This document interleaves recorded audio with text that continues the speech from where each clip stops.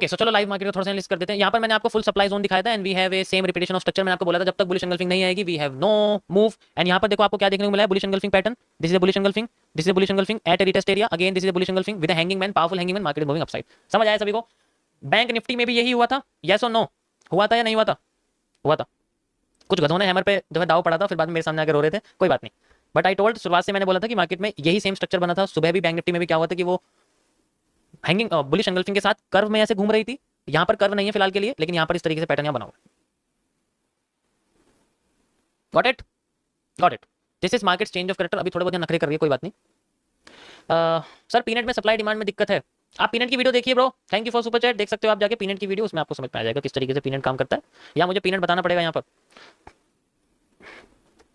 Bullish engulfing देखो, ये रही पहली वाली, this is the first bullish engulfing, you can see like this when the green candle engulf the red candle. वैसे तो ये दोनों बुलिश एंगल्फिंग नहीं है, ये तीनों मिला के बुलिश एंगल्फिंग बनती है। बुलिश एंगल्फिंग तभी बनती है जब रेड कैंडल का हाई ग्रीन कैंडल ब्रेक कर दे। तो अगर मैं इन दोनों कैंडल्स को कंबाइन कर दूंगा तो ये एक बड़ी सी ग्रीन कैंडल बन जाएगी और एक छोटी सी रेड कैंडल बन जाएगी। बुलिश एंगल्फिंग, एंगल्फिंग का मतलब तो यही है, जब बेरिश पावर को मार्केट तोड़ दे। यहां पर बेरिश पावर बनी हुई है बहुत सारी और इसको मार्केट ने तोड़ दिया, तभी तो बुलिश एंगल्फिंग बनती है। ओके ओके, तो hanging man with the bullish engulfing is the most powerful candlestick pattern you have no. और यहां पर हमारे सामने बेस्ट एक मॉर्निंग स्टार भी बना था विद ए ग्रेवस्टोन डोजी। आप देख सकते हैं सारे के सारे टेस्टिंग पैटर्न्स है। देखो जो बॉटम पे होंगे, सपोर्ट पे होंगे, सॉरी ऐसे रीजन पे होंगे जो एक बहुत बढ़िया सा रिवर्सल एरिया हो, जहां पर सप्लाई खत्म हो गई हो, और जो मार्केट का सपोर्ट एरिया हो, वहां पर अगर मार्केट में इतने प्यारे मॉर्निंग स्टार बुलिश एंगल्फिंग बन जाए तो उनके काम करने की संभावना 80% से भी ज्यादा बढ़ जाती है। तीनों पैटर्न्स यहाँ बिल्कुल सक्सेसफुली काम कर रहे हैं। आप देख सकते हो ये हैमर की जगह नहीं है, हैमर यहाँ पर आफ्टर इफेक्ट्स में आ रहे हैं। हैमर पहले नहीं आ रहे हैं, वो पहले बुलिश एंगल्फिंग आती है, उसके बाद फिर हैमर आते हैं। ठीक है, समझ आएगा इस कभी को? ये देखो अभी बना हुआ है ये देखो डाउन साइड वाला पीरियड बना हुआ है, ये देखो तुम्हारे सामने लाइव डाउन साइड वाला पीरियड बना हुआ है। नीचे आता है, ब्रेकआउट से जितने सप्लाई दी उतनी ब्रेकआउट के बाद दी, एंड देन मार्केट में देखो। वैसे तो ये वाला, ये जो मैंने एरिया बनाया ये यही तो है, ये तुम्हें लगा के दिखाई, यही तो है। ये क्या है? ये यही तो है। ये पीनट का ही तो रिवर्सल है जो यहाँ पर मैंने मार्क करके लगाया हुआ था, रिवर्स करके दी तुम्हें मैं फिबोनाची समझा रहा था, ये वही तो था। हैं? यही तो है वो, और क्या है? ये देखो फिर यहाँ हैमर आ गया फिर यहाँ हैमर आ गया, चलिए इसी जगह पे मैंने देखो ये हैमर बना के दिखाया तो मैं देखो फिर यहीं आ गया। रेंज एनालिसिस के हिसाब से रिपीटिंग स्ट्रक्चर आया यहाँ पर, और देखो उसके बाद कितना अच्छा मूव आया मार्केट में। इसे बोलते हैं री एंट्री। हाँ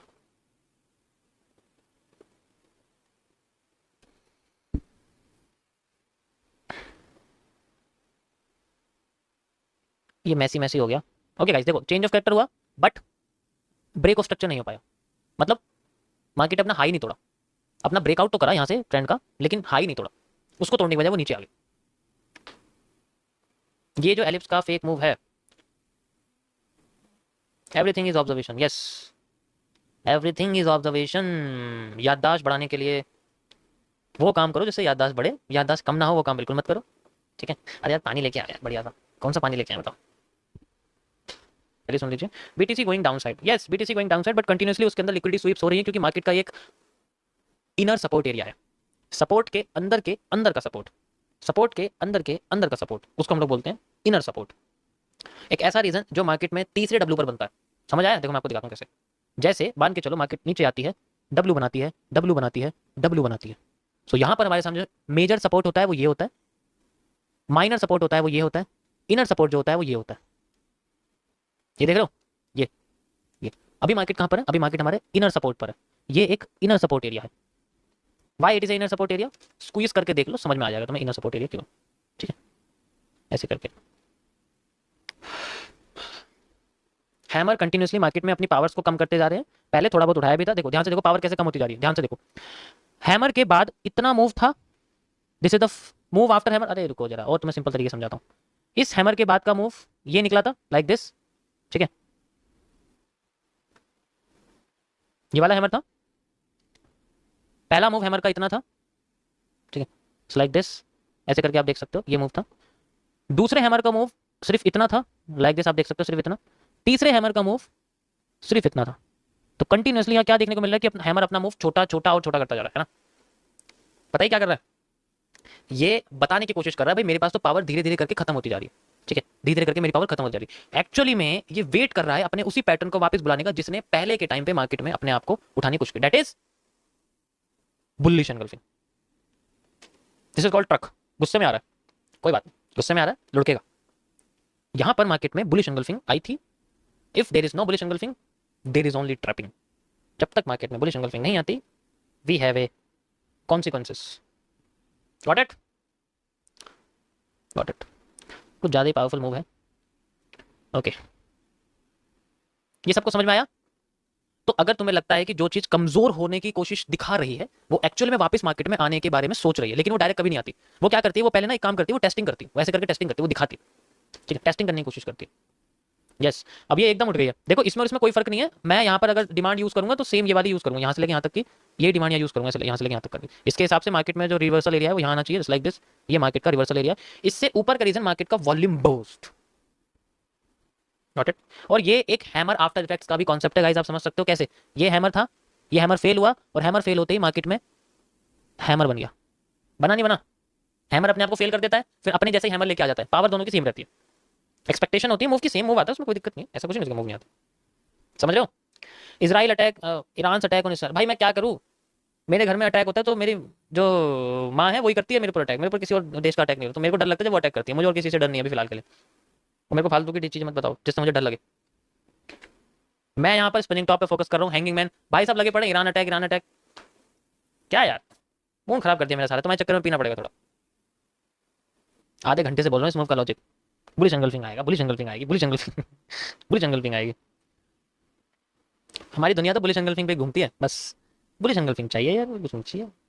बुलिश एंगल्फिंग चाहिए। ये क्या है? ये मेजर चेंज ऑफ कैरेक्टर है, ठीक है, बड़ा वाला, सीधे बड़ा वाला, क्योंकि मूवीज का आप तो यहाँ तक है। ये क्या है? ये मार्केट का reversal area, mini reversal area, छोटा सा रिवर्स आया यहाँ से, यही तो रिवर्सल है, छोटा सा रिवर्स। उसके बाद फिर रीटेस्टिंग, इट्स लाइक दिस। अब बताओ तुम्हें यहाँ हैमर दिखे या नहीं? हैमर यहाँ आएगा ही नहीं। डिमांड पूरी होगी इसलिए रिवर्स कर रही है। पता क्यों नहीं आएगा? क्योंकि हैमर का काम कर्व लाइन के हमेशा लेफ्ट साइड तक होता है। अगर वो लेफ्ट साइड में बार बार फेल हो रहा है, वो दोबारा हैमर नहीं आएगा। आएगा तो वही पैटर्न जो मार्केट को उठा रहा था, और वो पॉसिबल तभी है जब मार्केट किसी स्ट्रक्चर का ब्रेक कर दे, यानी कि इस कर्व लाइन का ब्रेकआउट करा, देन यहाँ पॉसिबिलिटी है मार्केट में बुलिश एंगल्फिंग आने की। ठीक है, it just repeating of structure. ये जो आपके सामने देखने को मिल रहा है ये बेसिकली इसी का स्ट्रक्चर बन रहा है, और कुछ नहीं है। फर्क कुछ नहीं दोनों में, दोनों बिल्कुल सेम है। ये देखो, इसमें और इसमें ज्यादा फर्क नहीं है तुम्हारे सामने। बस ये क्या है, ये थोड़ा सा इस तरीके से आ रहा है, वो इस तरीके से क्रिएट हो रहा है, डायरेक्ट ऐसा मूव यहाँ क्रिएट हो रहा है। ठीक है, और ये जो पूरा पूरा जो डब्ल्यू है ये बेसिकली ये ही है, बस थोड़ा सा बड़ा हो गया। ठीक है, बस थोड़ा सा बड़ा हो गया, बॉटम पे बन गया। देखो यहाँ से लेके यहाँ तक जो आपको डब्ल्यू दिख रहा है ना अभी, ये जो है ये बिल्कुल सेम है। अब मैं इसको थोड़ा सा बड़ा कर दूं तो मैं यही दिखेगा। दिखा? अरे यार ऑब्जर्वेशन चाहिए होती है भाई। दिखा नहीं दिखा? यस और नो? यस। तो अगर वो ऊपर जाके नीचे गिर रहा है तो ये भी तो ऊपर जाके नीचे गिर रहा है। यस, मजा आ रहा है सभी को?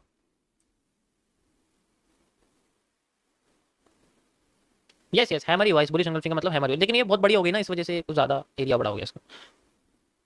ठीक है,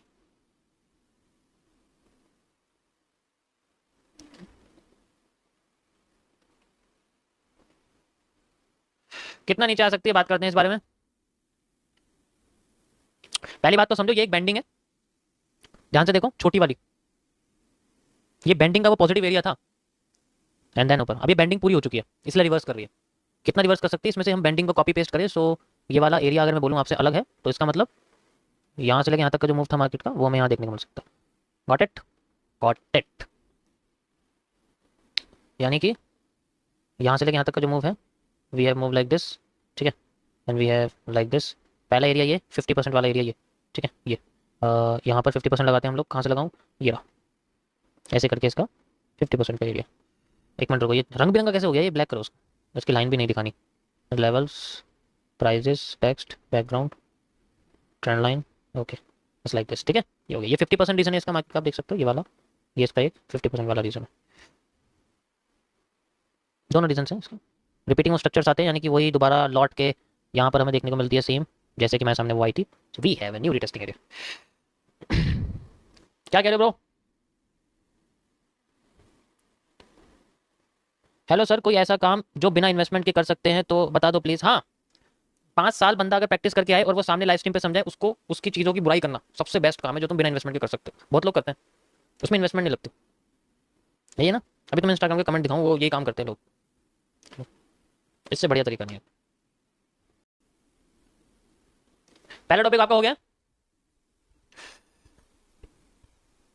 ये तो आपका रेंज एनालिसिस का। अब आपका इमोशनल कंट्रोल का टॉपिक मैं शुरू करता हूँ, ध्यान से समझना। Second topic MMC phase 2। अच्छा, मैं दो चीजें साथ में लेके चल रहा हूँ। एक तो मैं रेंज एनालिसिस साथ में लेके चल रहा हूँ, वो खत्म हो जाएगा कल का और बचा 3 ही टॉपिक्स हैं उसके अंदर, ज्यादा नहीं। उसमें ऑब्जर्वेशन के टॉपिक ज्यादा है, कैलकुलेशन के कम है। Phase 2 emotional control.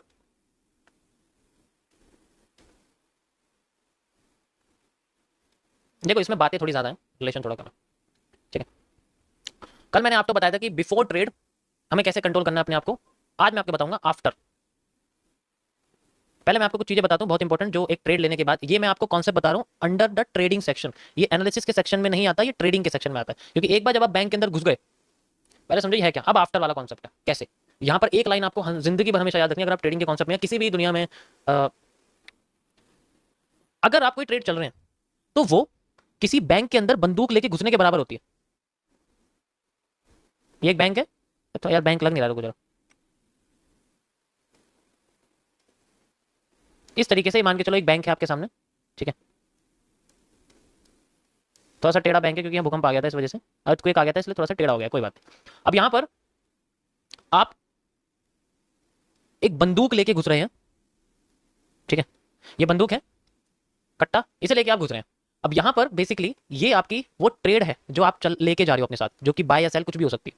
ध्यान से सुनना, मजा आएगा सुनने में। अब आपने ये ट्रेड लेके, बाय सेल लेके आप घुस गए बैंक के अंदर। इसका मतलब आपने लगा ली ब्रोकर के अंदर ट्रेड। जैसी ब्रोकर के अंदर आपने एग्जीक्यूशन कर दिया, ये उसी के बराबर है कि आप बैंक के अंदर बंदूक लेके जा चुके हो।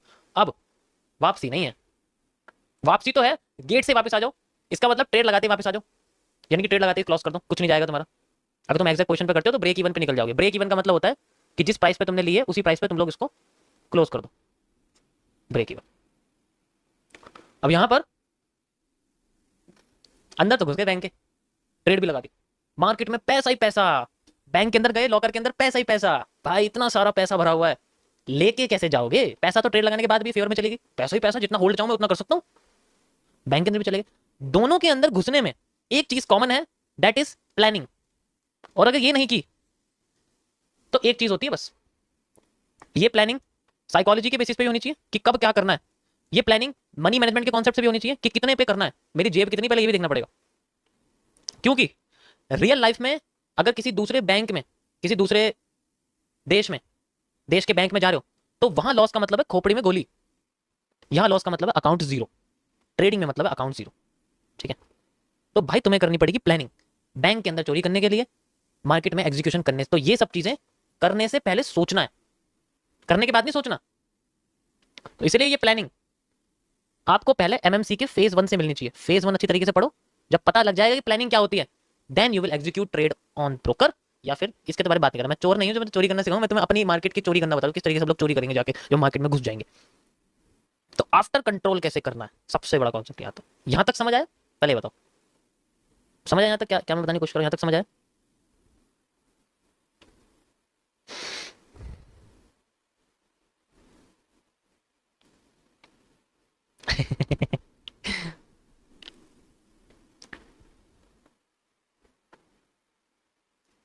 अब यहां पर आफ्टर चल दी, हमने प्रैक्टिस भी कर ली, प्लानिंग भी कर ली, सालों तक हमने ट्रेडिंग की। उस एक, तुम्हें क्या लगता है मार्केट में तुम डेली ट्रेड करते हो?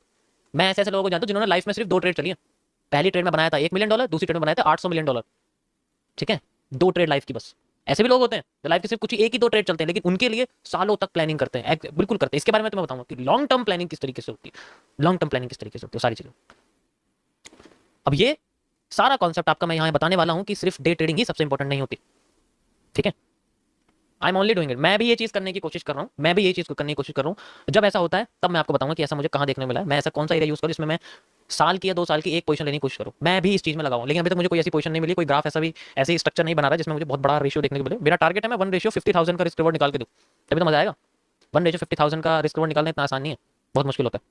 कोशिश कर रहा हूँ कि मुझे मिले, होगा तो मैं तुम्हें बताऊंगा। ये लाइफ की एक ट्रेड होती है, एंड यहाँ मैं आपको यही चीज समझाने वाला हूँ। आफ्टर का मतलब है कि वो लाइफ की एक ऐसी चोरी जो बैंक में घुस के करने वाला है, वो लाइफ में एक बार करेगा, एक बार करेगा, लेकिन उसके लिए सालों तक अपने आप को प्रैक्टिस करता रहेगा, सालों तक अपने आप को प्रैक्टिस करता है, ठीक है। तो यहां पर जो आफ्टर है, यानी कि ट्रेड लगा दी, उसके बाद हमें क्या करना है? सबसे पहले तो आपको ये माइंड में क्रिएट करना पड़ेगा कि क्या मुझे डेली ट्रेड चलनी है, डेली मुझे वही चीज करनी पड़ेगी, डेली मुझे वही एक चीज करनी पड़ेगी, पहले समझो, डेली मुझे वही एक चीज करनी पड़ेगी, यानी कि मुझे यहाँ पर डेली रिपीटेशन करना पड़ेगा। क्या मैं ये चीज कर सकता हूँ? डेली रिपीटेशन, डेली रिस्क लेना, डेली उसमें से छोटे छोटे ट्रेड्स निकालना। या फिर मैं अपनी लाइफ को किसी एक या दो अपॉर्चुनिटीज के लिए क्रिएट करूं, जिसके लिए मैं 2 से 3 साल तक मार्केट को स्टडी करूं, जो कि मैं करंट में अभी कर रहा हूं।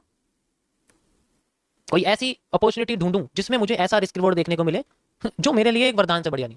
पॉसिबल है, ये हर चीज पॉसिबल है, ऐसा नहीं हो सकता पॉसिबल नहीं। तो या तो तुम पूरी लाइफ डेली ट्रेड करने में लगा दो, या तुम एक या दो पोजीशन निकालने में लगा दो। लेकिन इसके लिए एग्जीक्यूशन बहुत इंपॉर्टेंट है, प्लानिंग बहुत इंपॉर्टेंट है। प्लानिंग के लिए आपको चाहिए सारी नॉलेज, देन यू हैव। आज का मैंने यही टॉपिक रखा कि क्या आप डे ट्रेडर बनना चाहते हो? ट्रेडिंग के कॉन्सेप्ट से मैं बता रहा हूँ, एनालिसिस के कॉन्सेप्ट से नहीं बता रहा हूँ। एनालिसिस के एनालिस्ट में ऐसा कुछ नहीं होता, ट्रेडर्स में ऐसा होता है। ठीक है, तो या तो तुम लाइफ में एक बार चीज चलो, या तो लाइफ या चलो एक टर्म होता है कि 2 से 3 साल में मैं एक या दो ही ट्रेड चलूंगा, लेकिन ऐसे चलूंगा जिसपे मेरे को पूरा भरोसा हो। इसके लिए तुम्हें 50 से 100 एविडेंसेस इकट्ठे करने पड़ेंगे किसी एक हैमर पे भी चलने के लिए। सोचो, एक हैमर है 1 डे के टाइम फ्रेम पे मान लो, लेकिन उसके लिए तुम्हें इसके लिए एविडेंस इकट्ठे करने की, क्या ये हैमर सपोर्ट पर है, क्या ये हैमर रेजिस्टेंस पर है, क्या ये हैमर आईएफसी पे है, क्या ये हैमर एफवीजी पर है, क्या ये हैमर रिजेक्शन ब्लॉक पे है, दिस करके करके करके करके साथ में न्यूज, सीपीआई और भी ज्यादा बहुत सारी चीजें, स्पीकर इवेंट, क्या ये सब चीजें इसके साथ इंक्लूड, ये सारी की सारी चीजें इसमें सब ऐड करते हैं। जब लगता है कि कोई ऐसी कैंडल है जिसके साथ इतने सारी चीजें सपोर्ट हो रही है, then we have a move. लेकिन इसके लिए बहुत मेहनत करनी पड़ती है, और जब एक यूज किया जाता है तगड़ी वाली execution, then we have largest risk rewarding. Day trading में डेली कमीशन जाता है, यहां एक बार जाएगा। सोचो, मैं तुम्हें बताता हूं ब्रोकर कितना कमाता है। अगर मान के चलो 5 पॉइंट पर ट्रेड में ब्रोकर कमाता है किसी भी फॉरेक्स के बारे में, फॉरेक्स या क्रिप्टो दोनों में 5 पॉइंट का हमेशा कमीशन जाता है पर ट्रेड में। स्प्रेड अलग होता है। किसी भी रॉ अकाउंट की मैं बात कर रहा हूं, मैं स्टैंडर्ड प्रो जीरो इनकी बात नहीं कर रहा, मैं सिर्फ रॉ अकाउंट की बात कर रहा हूं। अब यहां पर 5 पॉइंट जाता है पूरे साल में, पर डे के हिसाब से देखा जाए, तुमने 1000 ट्रेड चली है, हर दिन 3 एवरेज मान के चलो, चलिए 5000 पॉइंट का इसके अंदर टोटल कमीशन हो गया। अगर तुम इसे मल्टीप्लाई कर दोगे ना एवरेज 0.05 लॉट से, तब तुम समझ लो कितना लॉट हो गया यहाँ पर। बहुत ज्यादा कमीशन बैठ जाता है इनका, बहुत ज्यादा। इतनी सारी ट्रेड चली 1000, अब यही 5 पॉइंट यहाँ सिर्फ एक ट्रेड में जा रहा है। प्रॉफिट इतना ज्यादा कि रिस्क रिवॉर्ड ही छोटा रह जाएगा, दिखता भी नहीं है इतना रिस्क रिवॉर्ड होता है। समझ रहे हो? तो हर जगह हर तरीके से मैंने क्या बोला, प्लानिंग का मतलब ये नहीं कि तुम सिर्फ मार्केट में एनालिसिस देख रहे हो, money management, trade management, broker, lot, सारी चीज देखनी पड़ती है। कैपिटल भी तो ज्यादा लगेगी भाई, ऑब्वियस सी बात है। सेविंग नहीं करेंगे क्या भाई? 2 से 3 साल में बंदा आइसक्रीम खाएगा क्या अपने पैसे की? सेविंग नहीं करेगा। अगर वो 10,000 रुपए भी सेव कर रहा है तो आराम से वो 4 से 5 लाख रुपए इन्वेस्ट कर सकता है। वो 4 से 5 लाख रुपए इन एक या दो पोजीशन के लिए यूज करता है। उतना पेशेंस ही तो नहीं है, ये लाइन बोली है भाई ने सबसे बढ़िया। उतना पेशेंस ही तो नहीं है। ठीक है, उतना पेशेंस ही तो नहीं है। जब मुझे कोई ऐसा एरिया मिलेगा ना मार्केट का, मैं तुम्हें जरूर उसका एनालिसिस बताऊंगा, बढ़िया से एनालिसिस करके बताऊंगा जब मुझे मिलेगा। अभी मुझे फिलहाल के लिए नहीं मिला, मिलेगा तो मैं बताऊंगा। अगर मैं इतना सब कुछ कर रहा हूँ तो सोचो मैं ये सब, मैं उनको सोचो मैं भी तो डे ट्रेड कर सकता हूँ, मैं क्यों नहीं करता हूँ? मैं भी तो कर सकता हूँ डे ट्रेड, डेली ट्रेडिंग कर सकता हूँ, मुझे कोई दिक्कत ही नहीं, बहुत बहुत आसान है मेरे लिए तो। ठीक है, लेकिन जो मजा एक में है ना, उसमें नहीं, उसमें टाइम लगेगा। कोई बात नहीं, पेशेंस कर लूंगा, कोई दिक्कत नहीं है, जितना टाइम लगेगा लग जाएगा। ठीक है। अरे यार ये कौन स्पैम कर रहा है?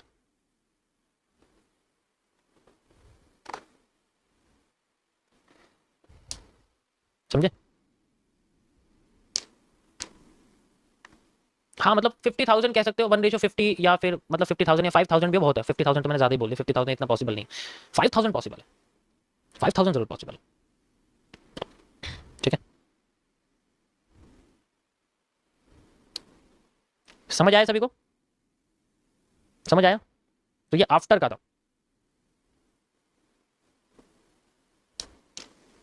समझ आया?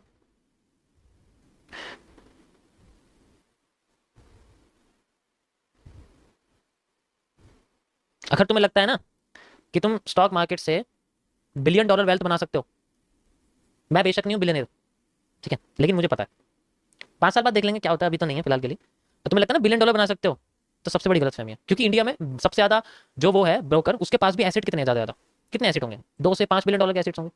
उसके पास टोटल एसेट इतने हैं, तो वो प्रॉफिट इतना कैसे क्रिएट कर देगा? पॉसिबिलिटी नहीं है, बिलियनर तो बन नहीं सकता कोई। या तो खुद का ब्रोकर हो, या तो खुद का ब्रोकर वो हो सकता है।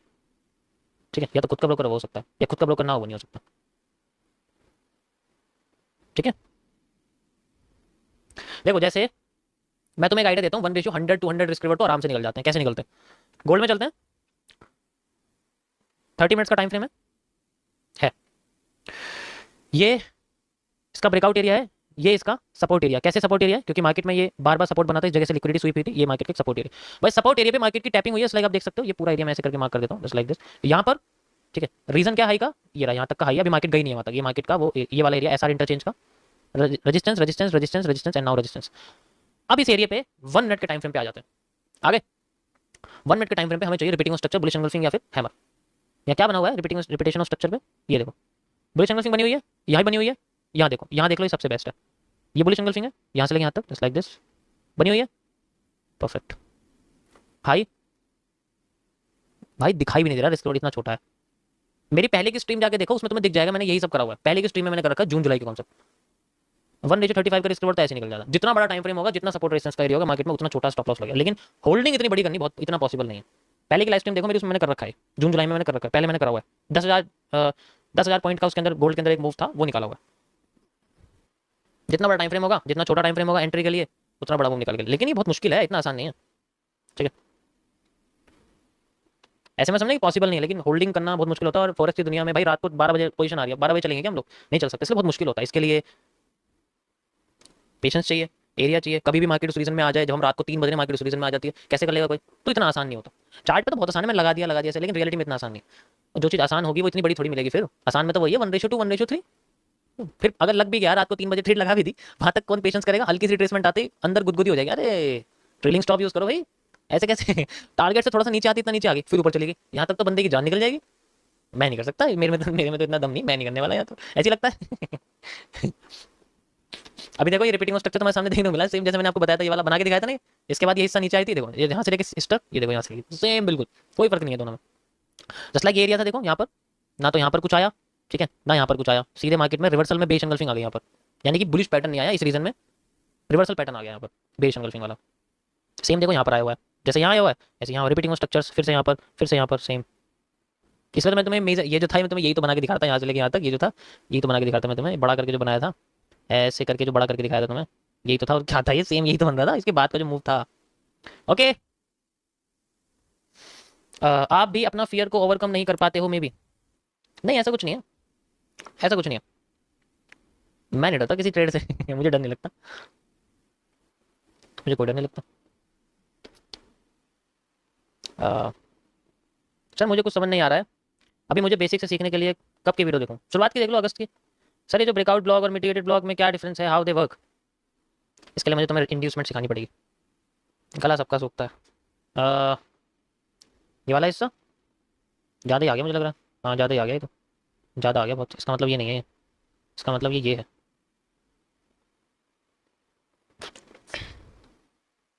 है ना? यस, देखते हैं। ये वाला हिस्सा आ रहा है फिलहाल के लिए तो, just like this. Okay, forex के लिए कोई अच्छा ब्रोकर बताओ, डिस्क्रिप्शन में सब दे रखा है ब्रो।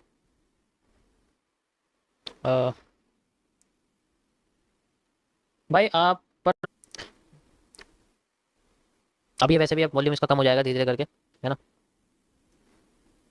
बस ये अपने आप को और छोटा कर रही है। बार बार क्या हो रहा है, डब्ल्यू का राइट हैंड साइड लंबा होता जा रहा है। ध्यान से देखो, पहले भी जो डब्ल्यू बना था उनका राइट हैंड साइड छोटा था। इस बार जो मार्केट में डब्ल्यू बना है उसका राइट हैंड साइड छोटा, थोड़ा सा बड़ा है। इस बार जो बना है इस बार और भी बड़ा है। इसका मतलब मार्केट में डब्ल्यू का राइट हैंड साइड लंबा होता जा रहा है। समझ रहे हो ना? ये चीज़ है। अब जैसे मैं कर्व लाइन जोड़ूं इस तरीके से, ठीक है, तो इसके हिसाब से भाई कर्व लाइन को तो ब्रेक करके दोबारा अंदर घुस गई ना। तो इसमें क्या है कि वो अब अपना नया कर्व यूज करिए, जिसमें हम लोग ऊपर की साइड इसको कनेक्ट करेंगे फिलहाल के लिए, ठीक है। सोल्यूशन निकाल के दोनों जगह same images, same time, same topics के नाम आपको देखने को मिलेंगे। ओके गाइस, सो यहाँ से आगे का स्टार्ट करके देखते हैं मैं क्या देखने को मिलता है। सिंपल सा सबसे पहले आपको बताऊंगा मैं एक इन्वर्टेड हेड एंड शोल्डर का कॉन्सेप्ट, दैट इज जिसका एक ये एक बेस लाइन है, ठीक है, दिस इज बेस लाइन। वैसे तो बेस लाइन ये नहीं है, सच बताऊं, बेस लाइन आपके लिए ये वाली, ये एक बेस लाइन, ठीक है। और इसके हिसाब से मार्केट में जो चैनल है, जिसको हम लोग बेसिकली इसका चैनल बोलेंगे, वो इस तरीके से यहाँ बना हुआ है, आप देख सकते हैं ऐसे करके यहाँ पर। सो ये एक चैनल है, जैसे वैसे तो सही बताओ तो ऐसे होना चाहिए और एक्यूरेट तरीके से ऐसे, बस ये एक चैनल है जिसके अंडर मार्केट जाती है, नीचे की साइड आ जाती है, फिर दोबारा ऊपर जाती है, फिर दोबारा नीचे की साइड आ रही है। और इस बार इसके नीचे आने की जो पावर है, जो सेलिंग पावर है, वो पहले के मुकाबले आधी हो चुकी है। यानी कि यहाँ पर जो हमारे सामने इन्वर्टेड हेड एंड शोल्डर का कॉन्सेप्ट है वो पूरी तरीके से फॉलो हो रहा है, ठीक है। तो आप देख सकते हो ये अपने आप को इस बार थोड़ा सा झुका के नीचे लेके आ रही है। पहले डायरेक्ट आ गई थी, यानी कि पहले का जो सेलिंग एंगल था वो करीब 90 डिग्री का था, इसका मतलब सेलिंग पावर बहुत ज़्यादा थी। इस बार इसका एंगल 75 डिग्री पे आप देख सकते हो गया, इसका मतलब है कि इसमें सेलिंग पावर थोड़ी सी कम हुई है। और इसी कमजोरी का फायदा बायर्स सेलर्स के, मतलब इसी कमजोरी का फायदा डिमांड जो है वो सप्लाई के 50% रीजन से उठाने की कोशिश कर रहे हैं। इसी रीजन से इन्वर्टेड हेड एंड शोल्डर बनाया जाता है, मतलब बनता है मार्केट में, ऐसे ही बनता है। अब यही मार्केट का एक 50% जोन है। अगर वैसे मैं मार्क करके देख लेता हूँ इसको, ठीक है, यहाँ से लेके यहाँ तक की जो इसकी हमारे सामने ये सप्लाई देखने को मिली थी, वो यहाँ से लेके यहाँ तक आप देख सकते हो 50% रीजन तक आ गई। और यहाँ पर देखो लिक्विडिटी स्वीप भी हो रही है, लिक्विडिटी स्वीप भी हो रही है, आप देख सकते हो। ये मार्केट का एक रीटेस्टिंग एरिया है, इसको हम क्या बोलेंगे, मार्केट का एक रीटेस्टिंग एरिया। इसको रीटेस्टिंग एरिया क्यों बोलेंगे, देखो इसका रीजन इसलिए है क्योंकि इसने मार्केट का एक ब्रेकआउट कराया। देखो ये एक ब्रेकआउट का रीजन है, देख रहे हो आप। तो ब्रेकआउट करने के बाद ये क्या कर रही है, मैं इसका नाम यहाँ लिख देता हूँ। ब्रेकआउट करने के बाद ये क्या कर रही है, अपने आप को रीटेस्ट करने के लिए नीचे लेके आ रही है, ठीक है, रीटेस्ट करने के लिए नीचे लेके आ रही है, you can say like this. और ये इसकी रीटेस्टिंग, जस्ट लाइक पहले ये नीचे लेके आ रही थी, ऊपर जा रही थी, तो रीटेस्टिंग हो गई ये वाली, ये रीटेस्टिंग थी। अब समझाता हूँ ये रीटेस्टिंग किसकी थी। ये रीटेस्टिंग थी जब मार्केट ने अपना ये वाला ब्रेक डाउन किया था, ठीक है। जब ये वाला ब्रेक डाउन किया था, ये बेसिकली एक साइफर एक्सएबीसीडी का पैटर्न है, ध्यान से समझो, ठीक है। ये क्या है, एक साइफर एक्सएबीसीडी का पैटर्न है, ध्यान से देखो, ये एक पैटर्न बना हुआ इस तरीके से, दिख रहा है तुम लोगों को। ये तो ये साइफर पैटर्न है, हार्मोनिक्स में आता है, इसमें सब चीज रिवर्स हो जाती है जब ये बनता है। तो इसमें जो ये आपको यहाँ से लेके यहाँ तक का जो रीजन है, ये भी मार्केट का एक ब्रेक डाउन है, इसको हम लोग ब्रेक डाउन कहते हैं, ओके। ब्रेक डाउन को करने के बाद ये नीचे आती है, आ जाती है, कोई दिक्कत नहीं है। ब्रेक डाउन से लेके ब्रेक डाउन तक का एरिया, यहाँ से लेके ब्रेकआउट तक के एरिया की सप्लाई के बराबर निकला है, एग्जैक्ट निकला है, बहुत अच्छी बात है। क्या उसके बाद हमें डिमांड उतनी देखने को मिली है, बिल्कुल, जितनी ये डिमांड थी उतनी हमें यहाँ देखने को मिली। और इसी जगह पे मार्केट ने रीटेस्टिंग दी, इसलिए मैंने बोला कि ये एक रीटेस्ट एरिया है। किसके लिए ये रीटेस्टिंग है, मार्केट के डाउन साइड जाने के लिए। और अगर इसी रीटेस्टिंग को मार्केट ब्रेक कर देती है तो फिर रीटेस्टिंग आ जाती है इस ब्रेकआउट के बाद। तो अब ब्रेकडाउन कन्वर्ट हो चुका है यहाँ पर एक ब्रेकआउट में, ये क्या हो गया, मेरे सामने एक ब्रेकआउट हो चुका है। ये मैंने आपको इसलिए ब्रेकआउट मार्क करके दिया है। ऑब्जर्वेशन पावर थोड़ी सी चीज आपको बढ़ानी पड़ेगी, इतनी फास्ट ऑब्जर्व करना शुरुआत के लिए बंदे के लिए पॉसिबल नहीं, लेकिन धीरे धीरे करके समझ जाओगे। मैं तो देखते समझ जाता हूँ क्या हो रहा है क्या हो नहीं। इसीलिए इसका जो अब रीटेस्टिंग एरिया है वो नीचे आने की कोशिश कर रहा है, और ये सप्लाई जो है बेसिकली इसका 50% है, लेकिन एक्चुअल में जो सप्लाई है ये बेसिकली ये ही सप्लाई है जो यहाँ पर आई है, सेम। यानी कि इसके अंदर ये और ये एग्जैक्ट सेम है। डिमांड फ्लक्चुएट कर रही है, डिमांड बढ़ती जा रही है, डिमांड क्या हो रही है, बढ़ती जा रही है। अब यहाँ पर सारा का सारा खेल होता है कॉन्सेप्ट का, किस तरीके से भाई, अगर मुझे पता है जिस चीज की कमी हो रही है वो आने वाले टाइम में वापस आएगी, ये रूल है trend concept, trend reversal concept के अंदर ये रूल है कि जिस चीज में कमी है वो वापस आती है घूम के, लेकिन जिस चीज के अंदर कमी नहीं है वो उतनी की उतनी ही है हर बार, तो उसके वापस आने की प्रोबेबिलिटी खत्म हो जाती है, ठीक है, उसके वापस आने की प्रोबेबिलिटी खत्म हो जाती है, वो वापस नहीं आती आसानी से। इसी चीज को हम लोग बेंडिंग कहते हैं। अब यहाँ पर जो बाइंग की कैपेसिटी है वो धीरे धीरे करके स्मूथ होती जा रही है, यानी जो ट्रेंड है जो यहाँ पर हमारे सामने अप ट्रेंड है, ठीक है, आप अप ट्रेंड पे फोकस करो, मैं आपको दिखाता हूँ यहाँ पर अप ट्रेंड के कुछ हिस्से निकाल के आपको दिखाता हूँ, रुको एक मिनट, ठीक है। यहाँ पर हमारे सामने जब भी मार्केट में अप ट्रेंड बनता है, यहाँ से लेके यहाँ तक एक अप ट्रेंड है, यहाँ से लेके यहाँ तक एक अप ट्रेंड है, ठीक है, यहाँ से लेके यहाँ तक हमारे सामने एक अप ट्रेंड है। जब भी हमारे सामने अप ट्रेंड बनता है वो बेसिकली स्मूथ होता जा रहा है, मतलब उसके अंदर जो रेड कैंडल्स हैं वो धीरे धीरे करके खत्म होती जा रही है, यानी कि वो अपने आप को स्मूथ कर रहा है। ऐसा वो इसलिए कर रहा है क्योंकि होता क्या है कि जब सबको पता है कि बाइंग जो है वो मेजर होने वाली है, सुपीरियर होने वाली है, तो जो सप्लाई होती है वो आती नहीं है बीच में, इस वजह से मार्केट में मोमेंटम क्रिएट होता है, और वो मोमेंटम मार्केट का एक ब्रेकआउट बनाता है और फिर मार्केट वापस घूम के वहां आसानी से आती नहीं है। यहाँ पर यही हो रहा है। यहाँ पर जैसे ही मार्केट में बाइंग आई थी उनके बीच में सेलिंग भी आई थी, यानी कि यहाँ पर सप्लाईज भी आई थी, और यहाँ सप्लाईज गुस्से में आई थी, आप देख सकते हो बड़ी बड़ी बार्स यहाँ बने हुए हैं, टुकड़ों में कोई यहाँ पर नहीं आई थी। इसी जगह से जब इन्हें लगा कि हमारी सप्लाईज काम नहीं कर रही है ट्रेंड में, ये दोबारा यहाँ पर आने की कोशिश बिल्कुल भी नहीं करी इन्होंने, सेम यहाँ पर। और जब इनका ट्रेंड बन गया, जब इनके ऊपर ओवरकम हो चुका था, यानी कि जब यहाँ पर कैरेक्टर चेंज हो चुका था मार्केट का, यहाँ अंदर का ब्रेकआउट हो चुका था, इसका आसान भाषा में बोलूं, तब ये स्मूथ जाती रही, इनके बीच में बड़े बड़े बार्स आते रहे, बड़े बड़े बार्स। इसका मतलब यही होता है कि ये कमजोर है, टुकड़ों में सेलिंग आ रही है, ठीक है। अब उल्टा हो रहा है, जब मार्केट नीचे गिर रही थी और उठने की कोशिश कर रही थी, तो जो अप ट्रेंड था उसके अंदर सेलिंग की कैंडल आ रही थी, और जो डाउन ट्रेंड था वो प्योर डाउन ट्रेंड था, प्योर डाउन ट्रेंड था, उनके अंदर बाइंग की कैंडल बिल्कुल नहीं थी। ध्यान से देखो, ये चीज भी नोटिस करो, जब नीचे गिर रही थी तो बाइंग की कैंडल बिल्कुल भी नहीं आई इनके अंदर। और अब जैसे ही यहां पर मार्केट में ब्रेकआउट हुआ इनर और ये मेजर, अब यहां पर सेलिंग्स के अंदर बाइंग आने लग गई। आप ध्यान से देखो, इसको बोलते हैं तख्ता पलट करना, यानी कि हेजिंग करना, दूसरी भाषा में इसको हेजिंग बोलते हैं, हेजिंग करना बोलते हैं इस चीज को। यही चार्ट अगर वनडे के टाइम फ्रेम पे मैं आपको दिखाऊंगा तो एक इंस्टीट्यूशन के लिए इसको हेजिंग बोलते हैं। वो दोनों साइड में अपने आप को जो है वो करने की कोशिश करते हैं, इन्वेस्टमेंट लगाने की कोशिश करते हैं, ताकि एक एवरेज नंबर जो है निकल के आ जाए। अब यहां पर इसी का फायदा उठाने के लिए हमारे पास जो ट्रेंड है वो बेसिकली स्मूथ आ सकता है। तो ये मैंने जो इतनी सारी तुम्हें कहानी बताई है वो इसे बताइए कि अगर हमें किसी ट्रेंड को पता करना है, जैसे कि अप ट्रेंड है, अगर हमें किसी ट्रेंड को पता करना है एमएमसी में मैं तुम्हें पहले बता चुका हूं कि सप्लाई डिमांड से we can measure any demand, किसी भी डिमांड को हम लोग फाइंड आउट कर सकते हैं, यानी कि किसी भी टारगेट को पता कर सकते हैं हम लोग कि कहां तक जा सकती है। रेंज एनालिसिस से मैंने तुम्हें बता दिया है कि रेंज एनालिसिस के जरिए हम लोग ये पता कर सकते हैं कि कब तक जा सकती है, हाउ मच और व्हेन। इसका आंसर आपको एमएमसी के फेज 2 में रेंज एनालिसिस में चला गया। अब मैं आपको बता रहा हूं कि अगर ये जाएगी तो इसके अंदर बाइंग की और सेलिंग की क्वांटिटी कितनी हो सकती है, ये आज का टॉपिक है आपके लिए कि किसी ट्रेंड के स्मूथ होने की प्रोबेबिलिटी कितनी होती है, वो क्यों स्मूथ आती है और वो क्यों भर भर के अंदर, मतलब जैसे मैंने आपको बताया कि डायरेक्ट नीचे गिर रही है, वो क्यों गिर रही है नीचे, उसके अंदर बाइंग की कैंडल क्यों नहीं आ रही है, डायरेक्ट वो ऊपर उठ रही है, उसके अंदर सेलिंग की कैंडल क्यों नहीं आ रही है, इसका जवाब भी तो पता होना चाहिए। इसका आंसर रिपीटेशन ऑफ स्ट्रक्चर्स में है और दूसरा कैंडल्स की प्रीवियस मूवमेंट, साइकोलॉजी और उनकी हिस्टोरिकल प्राइस मूवमेंट के हिसाब से भी होता है। ठीक है, हिस्टोरिकल प्राइस मूवमेंट के हिसाब से भी होता है। तो यहां पर हिस्टोरिकल प्राइस मूवमेंट शुरुआत में मैंने आपको वर्ड यूज कर दिया था, इन्वर्टेड हेड एंड शोल्डर के कॉन्सेप्ट से यूज हो रहा है, सिंपल। और ये एक पैरेलल चैनल के अंदर यूज हो रहा है। गॉट इट, समझ आया? ये हमारा एक रिटेस्टिंग एरिया है। बातें करते करते मार्केट अपने आप को 200 पॉइंट ऊपर भी उठा के ले गई, बताओ। ठीक है, बातें करते करते मार्केट 200 पॉइंट ऊपर भी उठा के ले गई अपना, कोई बात नहीं, चल रही है। अब इसके ऊपर जाने की जो डिमांड है वो बेसिकली डिमांड का कोई एक एग्जैक्ट मूव नहीं है, जो चैनल है उसके अंदर तक की इसकी डिमांड है। ठीक है, परफेक्ट। सो ये मेरा पहला एनालिसिस रहेगा गाइस, पहला concept. Up to this parallel channel area market अपने आपको लेके जाने की कोशिश करेगी। ये मैंने आपको देखो पहले बता दी कि डिमांड किस तरीके से क्रिएट हो रही है। ये जो डिमांड आपको दिख रही है ये बेसिकली यहाँ पर देखो डबल हो चुकी है।